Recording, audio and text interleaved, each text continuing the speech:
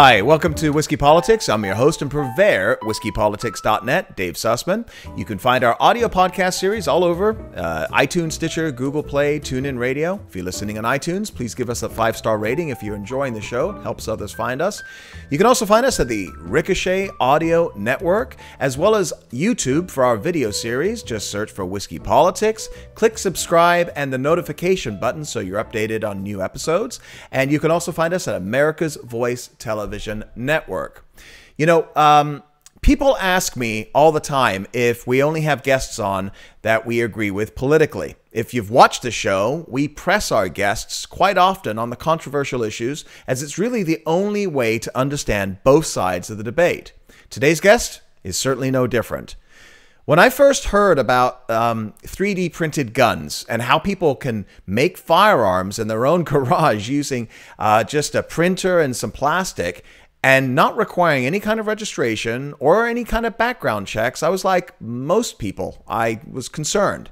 But this was 5 years ago, 2013, and the number of 3D printers were tiny and they were very expensive.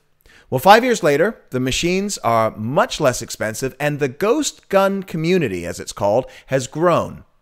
Information and blueprints are out there, and anyone, anywhere, can download this information and make their own handguns from home, no matter who you are. Attorney generals of a couple of dozen states have filed lawsuits against today's guest to prevent him from allowing people to download the blueprints. But it appears the genie may be out of the bottle. Cody Wilson, self-described crypto-anarchist, he is the inventor of the ghost gun and has been referred to by several media outlets as America's public enemy #1 and the most dangerous man in America. Cody refers to himself as a defender of freedom. In 2013, Cody started a company called Defense Distributed, which provides the open source blueprints online on how to create a handgun using the 3D printer. The mainstream media has been freaking out. Well, what else is new? And scaring all of us in the way that they explain this technology. But there is another angle to all of this that makes this what many people would consider a slam dunk for the courts to prevent this information from being made available, especially to those who you don't want to have a gun.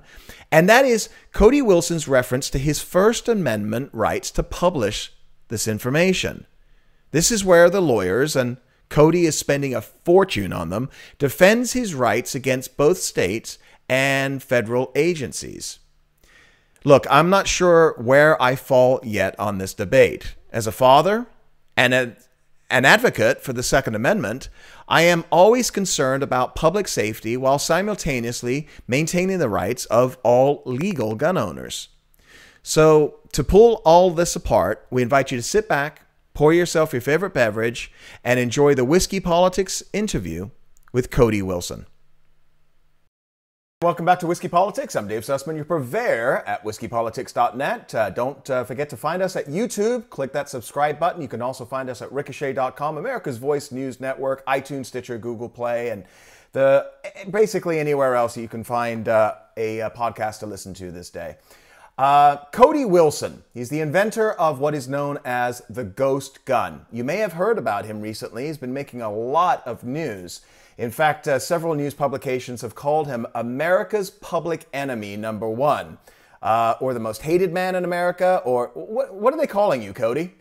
Well, they ought to call me a proud defender of the First and Second Amendments. That's what we want to talk about today, exactly that, First and Second Amendments. And you also have started up a company, and it's called Defender Distributor, is that correct? Defense Distributed, that's okay. Right. Tell us a little bit about this. You consider yourself an anarchist in many ways. You got into cryptocurrency to begin with, and now you've evolved into providing blueprints to make handguns on 3D printers. Is about the short of it? Yeah. The last 5 years, we've developed machinery like the Ghost Gunner, and like the term that you mentioned, ghost guns. It helps you make AR-15s and 1911s and other military-grade handguns or rifles at home, which is, of course, much more commercially successful than just giving you the plans to make a handgun on a 3D printer. But that was always about principle, right? I was a software company first and last, and I always want to give what we make away. And this just causes so much consternation for our enemy. So before we get into all of this, define crypto anarchist. It's a discourse that came out of like the cypherpunk movement, if you will. A bunch of these guys in the PC revolution, like 1.0, began to understand that as the bandwidth of the internet like increased, that we'd be able to, and of course the developments in this field of mathematics called cryptography, encryption, right? As these two things combined, we'd be able to create these strong channels of information flow that the government simply couldn't have access to, and that we'd be enabled to make virtual spheres of anarchic practice, virtual spheres of political anarchy, even if we couldn't create them in real life. And the crypto anarchists predicted WikiLeaks, they predicted Bitcoin, and they predicted projects like mine where people would just be able to download guns, right? This is a new type of politics enabled by the internet and strong cryptography. Right.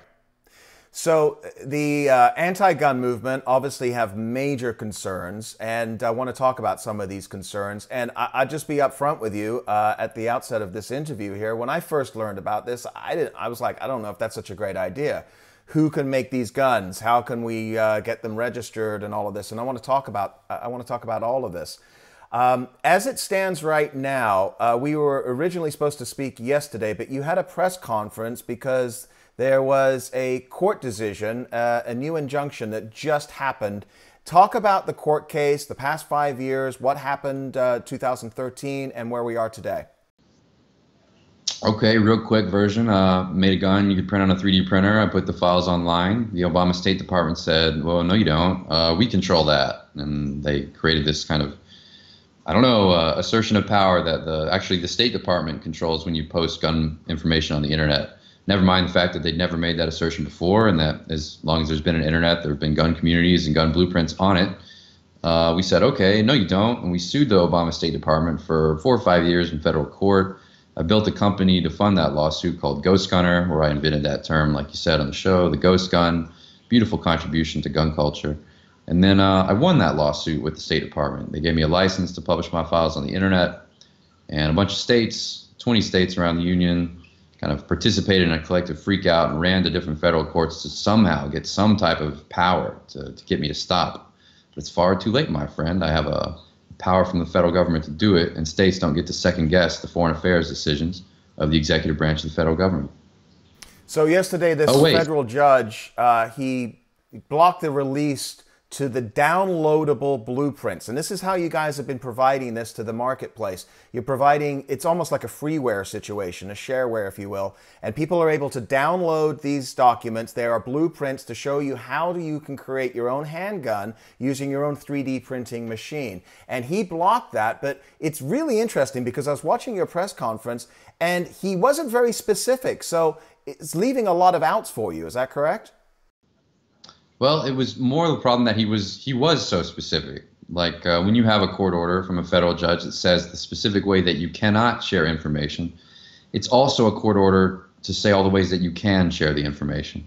And my point in that press conference was the information, of course, will be shared. So any claim that somehow that I've been blocked from sharing it is erroneous. I was blocked from allowing you to download it in your browser, but I was not blocked from allowing you to go to my website, click a button, and have it emailed to you. My friend, you'll recognize that there's little difference between the two. Gotcha. And so people can now transfer in other ways. They can use flashcards. They can get it by an email or a torrent of some kind, a large transfer. Is that correct?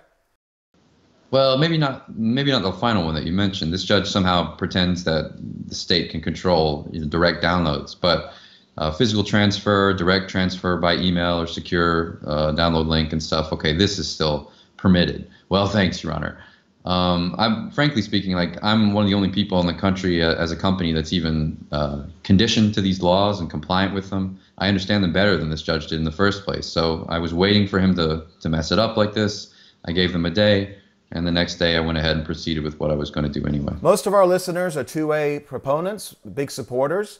But I'm going to suggest that most people today are not very aware of this technology. So I don't know much about 3D printers. When I think of making a plastic gun, I go back 25 years to Clint Eastwood's In the Line of Fire. John Malkovich makes the plastic gun to assassinate the president. Is that technology somewhat similar to what you're doing? I'm not sure really, because I mean, one, that's a movie. Right. I have read about that actual gun, like how it was made. I think it was like vacuum form, ABS plastic or something.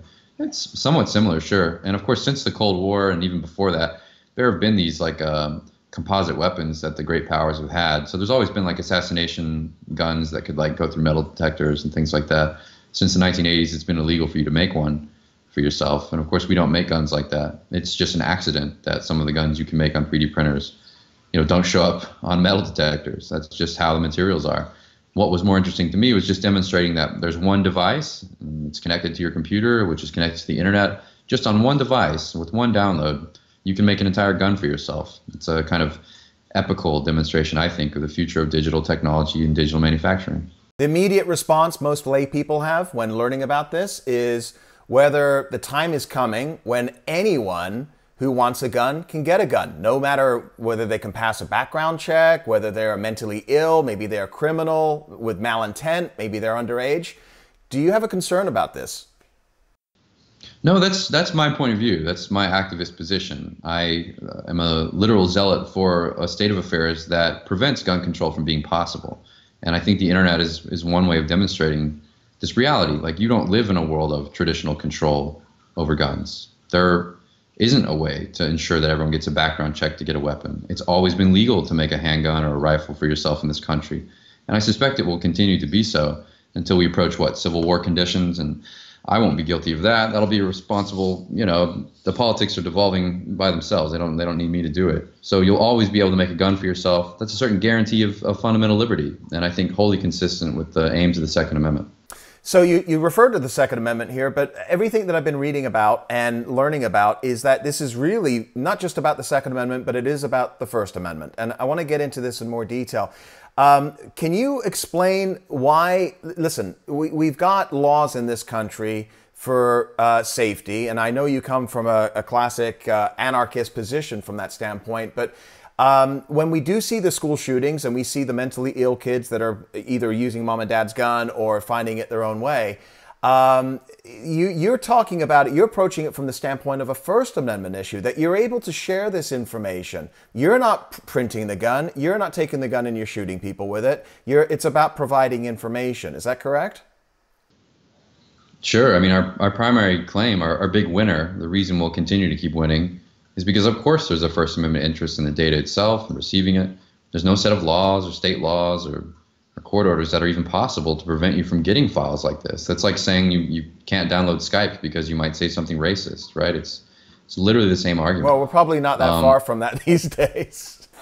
Microsoft will just boot you out in the end if they catch you with their AI. But yeah, so exactly, like, my point isn't even really a good joke because we're too uncomfortably close to that reality. But fortunately, the state has like less power to control these things than private organizations do. And look, I'm not going to make apologies for the fact that you have the interest in this type of information. Sure, the technology might be scary, but it's at its nascency. Right. Okay, but we're talking about sharing information that could be used for malintent. And I'm sure you've heard all the arguments before. You can't download the blueprints to create an atom bomb, or you're not allowed to go onto child porn sites and download pornography that obviously are going to impact the lives of young children. So there is a line, right? Or isn't there? No, not really. I think in the case of child pornography, right, there's been a lot of like hair splitting on that, but really the big question, the analogy I like to take on is like you said about nuclear weapons. Of course you can download plans for nuclear weapons.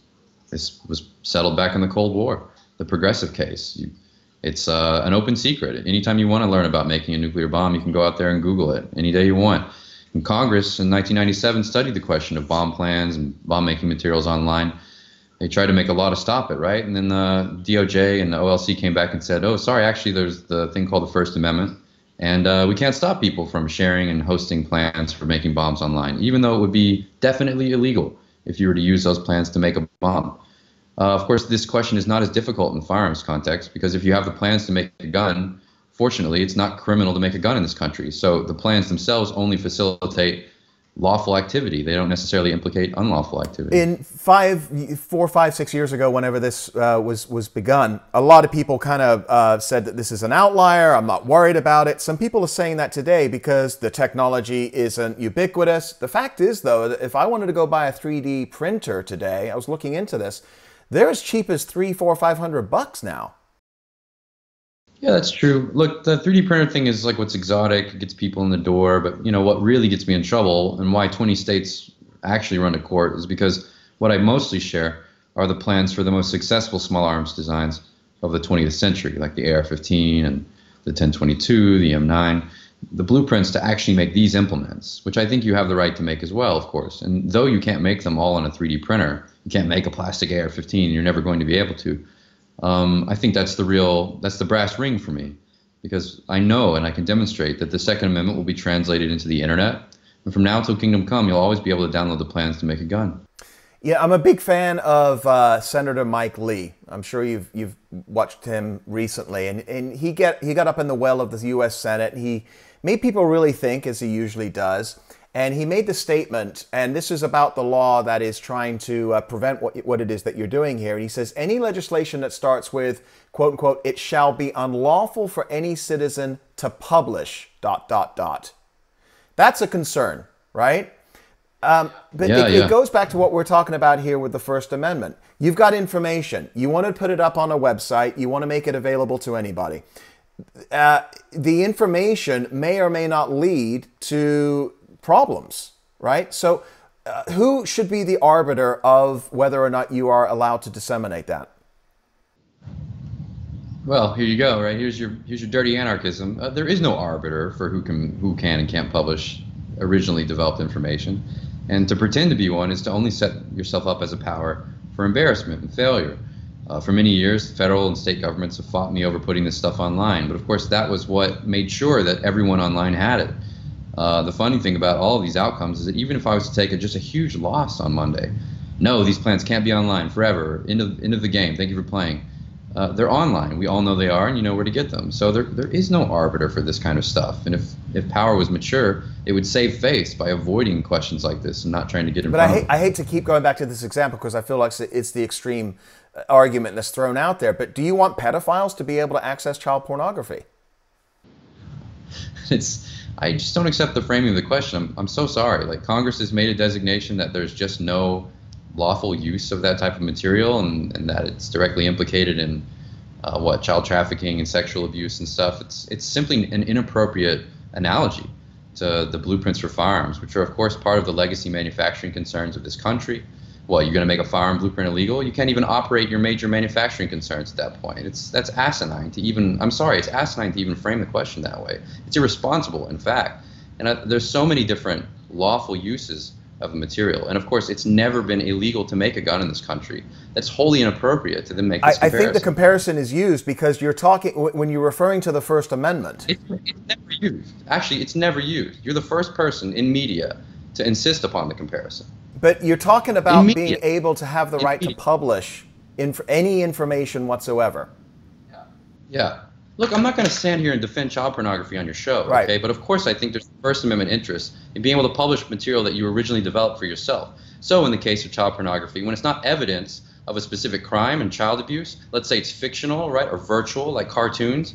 So the Supreme Court has said that though it conducts or depicts the same type of crime, because it's fictional, there's a First Amendment interest in it. Now, I don't want to defend child pornography on your show anymore, so can we talk about something else? You obviously feel really strongly about it, but it's one of those things that... Look, I don't like the casting of suspicion into a wholly legal activity like I do. I don't like the comparison, and I see you as a friendly audience, but I have to simply correct this. I'm not going to talk about child pornography for 15 minutes on your show. Right. Gotcha, and I appreciate the fact that you're so upfront, and you have, one of the things that I've been noticing about you is you have a certain distrust and a disdain for the media, and I think that's very healthy. But I also want to make sure that we're covering all of the issues as we're talking about this as a larger subject here, because these are the things that people do throw out. On another issue, I understand, going back to the technology here, I think for some people, it isn't an issue about the actual technology itself, but the traceability, right? There's a law, I had to look it up, it's 1988, and it already makes undetectable firearms illegal. So if somebody's using this technology for nefarious purposes, does this 30-year-old law already cover that? It does. Like Attorney General Sessions basically brought this up as well. Like, look, it's already illegal to have an all-plastic gun in this country. It has been for a couple generations, in fact. And the DOJ's emphasized that they intend to prosecute people who have quote-unquote undetectable firearms. But in the discourse, this is often like conflated with another security concern, which is traceability. And the main thing that a lot of these state governments and these senators get upset about is the fact that if you make a gun for yourself, right, outside of the GCA, that no one knows that you made it. They use detectability and traceability kind of without discipline and interchangeably. Often what they mean is they want to know that you made a gun, which is a separate question of law than does your gun show up on a magnetometer. Gotcha. The internet today is worldwide. We have the Second Amendment in the United States. Many countries around the world have much more stringent gun laws, gun control. It's almost impossible to get a gun if you live in certain countries. Can you explain ITAR, I-T-A-R, the foreign affairs power, how this impacts other countries and how this relates to you? ITAR was basically a wartime effort that Congress passed to prevent the literal export, physical shipment of munitions to certain powers during the Second World War. After the war, it became like a limited framework for how to continue to enforce certain like embargoes or I don't know, manage certain major military industrial contracts under the watchful eye of Congress. But as the Cold War developed, this became a framework, I would say somewhat inappropriately, for basically preventing the Soviet Union and the agents of communism from acquiring what we would begin to designate as nationally important technologies. Right, we didn't want them to get access to whole categories of certain technical development, and so we began to apply the ITAR as a scientific and speech control on the free university system. JPL, NASA, basically became a regime for grading and controlling information exchange. This applied to not just munitions, but it applied to strong cryptography, optics, lasers. Basically, there was even a catch-all category called 21 that. Over time, as technologies would begin to be developed in the United States, the State Department would simply begin to just assign them ITAR control. Say like, no, we control that, we control that. The perversity here is that most of these strongly like dual use or military use technologies are really outside of our lives for the most part, right? It's like guidance controls for missiles and things that we never will really have a direct interaction with. But as the digital revolution proceeded and people began to just share the digital information for firearms, like Category 1 munitions, like just small arms that we know and love and that are protected by our Second Amendment, there began to be this discomfort in the State Department, the old Cold Warriors, and they would say like, well, no, we control that. Well, sorry, no, there's a First and Second Amendment interest in this stuff, and it was always ours first. So there's been conflict in the courts over the years about who really controls, quote unquote, this information. And fortunately, my case was a great case because the State Department ultimately ran away from the control. And they agreed in our settlement to just transfer all firearms up to 50 cal over to commerce and outside of the scope of these regulations. What happens in other countries, especially stringent gun control countries, when people are able to buy a 3D printer somewhere on Amazon, whatever it is, and they're able to start printing their own guns? Do you think there's going to be any international legislation that will occur? Yeah, remember that this technology that's at issue is at like 5 or 6 years old now. Like the 3D printed gun is kind of a weathered concept or something at this point, not brand new. So there's been time for international law to begin to like develop around it. So like in Australia, for example, it's illegal to possess any type of plan for a firearm, like a digital plan for a firearm. They just busted a kid for like having the model for like a Glock the other day. I think he ended up avoiding prison time on that. Japan put a guy away for making some 3D printed guns. They just have very strict gun and knife laws anyway. So they didn't need like 3D printed laws. It's just like if you have a gun, you're nailed in Japan, France has passed some stuff. Germany's passed some stuff. So there's been time. But frankly, the way most of the laws are in most of the states in the world, it's just so illegal for you to have a handgun anyway that you don't need like some kind of newfangled digital control. Right. Attorney generals all over the United States are trying to stop the information being made available on your website. You're involved in massive lawsuits. Every time I've read or watched you, you talk about your legal bills are just going through the roof, and you've got a lot of supporters that are out there. After what we just discussed, this new injunction by the lower court, what happened here? Trump's Justice Department, they reversed the Obama administration's policy that prevented the information available. And in fact, you were reimbursed, what, $40,000 for legal fees? Yeah, as part of the settlement. I mean, I haven't seen that check yet. You know, the wheels turn pretty slow over there at Treasury. I'd be happy to cash that any time. But no, it's really even a bit more boring than that. It wasn't like the Trump government came in and suddenly things got reversed. It was actually that this decision to reverse this policy happened during Obama. But Obama, you know, rightly so, didn't want to be seen as like a great deregulator of firearms. Yeah. So he let the timer on that expire once he was out of office, as all good politicians do. But the decision was made in like 07, 08 to really kick this off. Obama just signed off on it, I don't know, somewhere like halfway into his presidency. Well, that was his typical MO. He kicked the can down the road on almost every policy like that, DACA and everything else. So if you watch CNN, if you watch any of the other networks, they put this on Trump. You know, the blood of America's children are now on Trump, right? Because of this decision. Do you see that relation there?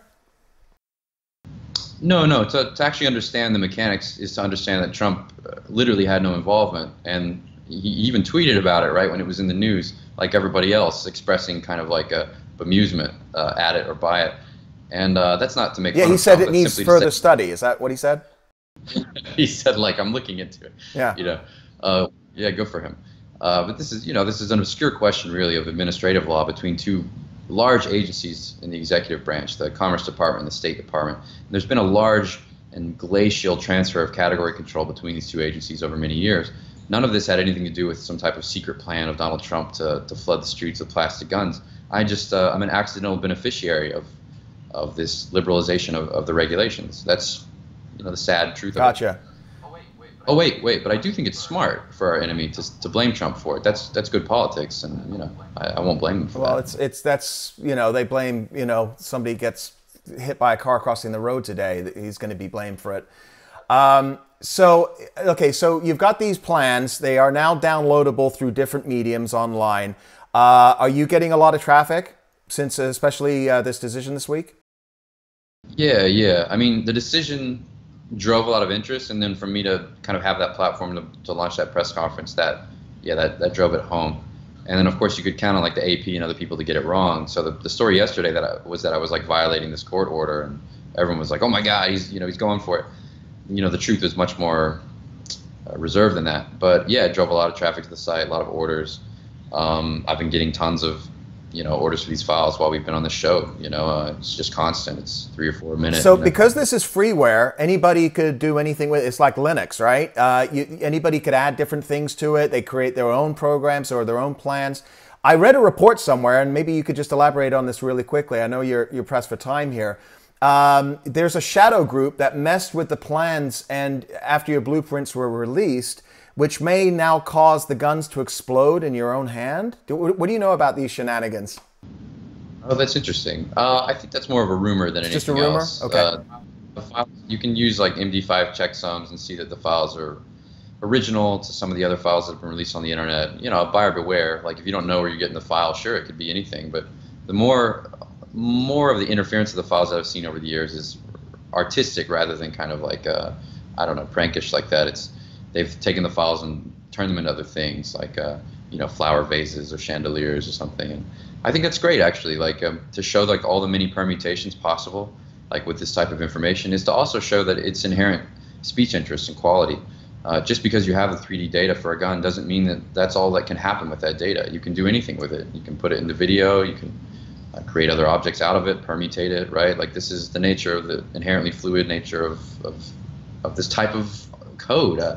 So I'm happy to demonstrate its fluidity. And you've got these permutations that are happening whereby it's no longer just going to be a handgun. You're going to have rifles. You're going to have automatic or semi-automatics, I should say, AR-15s and the like. Is that a concern or not for you? I think this is possible, but again, like, if the context is just 3D printing, we're at a severe disadvantage because the material science hasn't caught up with our imagination. You need the metal, right? But you guys do you guys also offer milling, is that correct? We do, but again, it's a much more modest thing, right? This is post-war code. It's not as exotic as like computer-aided design. It's very simple stuff, instructions for like milling machines. So you have to begin to have capital and equipment, and beyond just a one device like a 3D printer. And of course, in the case of like making ARs, most of the parts you're going to get aren't parts that you make. They're just going to be parts that you buy off the shelf and assemble yourself. Last question for you on this, Cody, and I do appreciate you joining us today, especially with how busy you are. 5 years from now, obviously technology, Moore's law, right? This may be a lot more ubiquitous. Technology is going to decrease in price and increase in quality. Where do you see it? Well, I think to some degree, like Moore's law is breaking down. So I don't think that every single prophecy about technology necessarily becomes like true or fulfilled. But yeah, I think this expectation that the materials will get better is correct, and that 3D printing will have a permanent place as a technology in manufacture and in people's lives probably. Now, I don't think every single person will have a 3D printer in their home, but I do think that even if the technology was not to develop another day beyond today, we've demonstrated that the future of manufacturing is intimately related with digital technologies and the internet, and that there is no meaningful way to create a system of law or cybernetic control to prevent people from the right to keep and bear arms. I'm satisfied that I've contributed then to the debate at the very least, and I hope to the preservation of our Second Amendment. Cody Wilson, you can find him at Defense Distributed. You want to give us your email address, or your website, I should say? You can go to defcad.com. You can buy our files. You can contribute to our lawsuits there. We would appreciate your time and interest. Thanks for taking the time, Cody, and we'll check in with you down the road. Hopefully everything goes well for you. All right, take care. All right, my pleasure, Thanks. man. Thank you. All right, take care. Bye-bye. Bye. So, folks, where do you stand on all of this? Let us know. Give us some feedback in the YouTube comment boards, or talk to us at ricochet.com and become a member where you can have a discussion with others about your thoughts on all of this. Again, at the beginning of the interview, I said to you, I'm not sure which side I fall on this yet. I'm still not sure. I think there's some definite points on both sides of the debate. But let us know what you think. And also, you can follow us at ricochet.com. Follow Whiskey Politics at YouTube. And again, don't forget to subscribe and click the notification button. And follow us on your audio podcast of choice, whether it's iTunes, Stitcher, Google Play, or TuneIn Radio. And subscribe and give us a 5-star rating on those if you are enjoying the show. Again, greatly appreciate you taking the time. And we'll be back again real soon. I'm Dave Sussman. And special thanks again to Cody Wilson at Whiskey Politics.